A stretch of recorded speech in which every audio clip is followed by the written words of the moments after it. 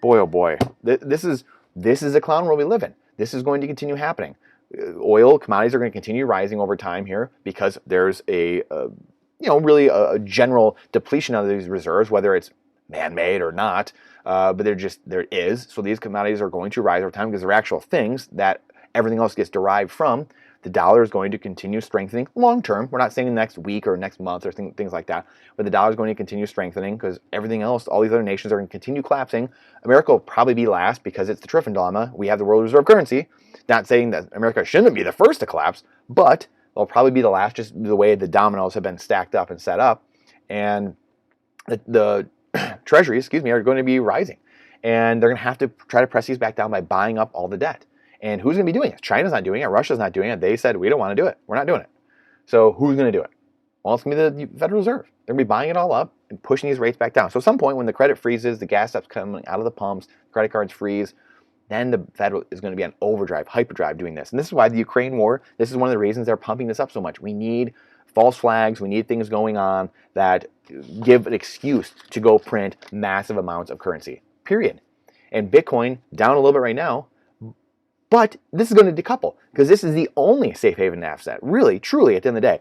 You can make an argument for gold and silver. It's hard to make an argument for other commodities just because, wheat, what are you going to carry? A bushel of wheat with you? Soybeans, you're going to carry, uranium with you?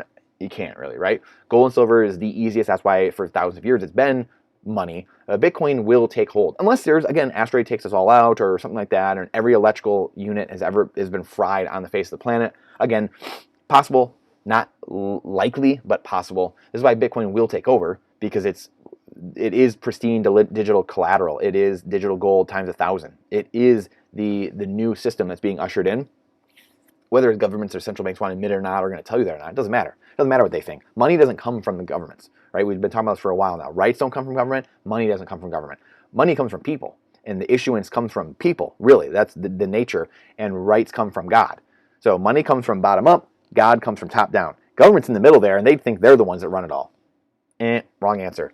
So this is what we have to keep looking at. This is the thing that's going to break everything, and this is what's going to freeze things up. These will cause credit events. We get to 4.3%, 4.5%. If we get to 5% 10 year, things are going to be breaking all over the world. We're going to have central banks collapsing, countries collapsing. So watch out for this. This is going to be the real pivot, the real pivot. Not just like, oh, hey, we kind of pivoted and we have global liquidity, positive liquidity over the last few months. This is going to be the real thing. Like, people are getting stimmy checks, banks are getting stimmy checks. This is what to look out for. So in saying that, what's the positivity in all this? Because we know, again, here it is, complete debt disaster. This is absolutely what's going on left, right, front, and center.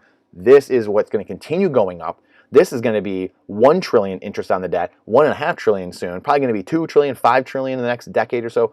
The national debt is going to go to 100 trillion. I would not be surprised in the next 10 or 20 years that we're seeing quadrillions. I just would not be surprised at all. I mean, shoot, we're already a third of the way to 100 trillion. So when you're dealing with Fugazis, with monopoly tickets, you can do anything you want. You can type anything you want on the computer and steal the wealth from all the people. That's why we Bitcoin. Gold, silver, food, energy, water, security, firearms, ammo, land, all tangible things, actual energy, actual value, and we build community. We build a community of like-minded people, period. End of the day. That is it. Because this is what happens, again, to the dollar. You print more of it, and it gets destroyed by valuable assets. This is Bitcoin destroying the dollar. Just absolutely destroyed. So let's get with the program.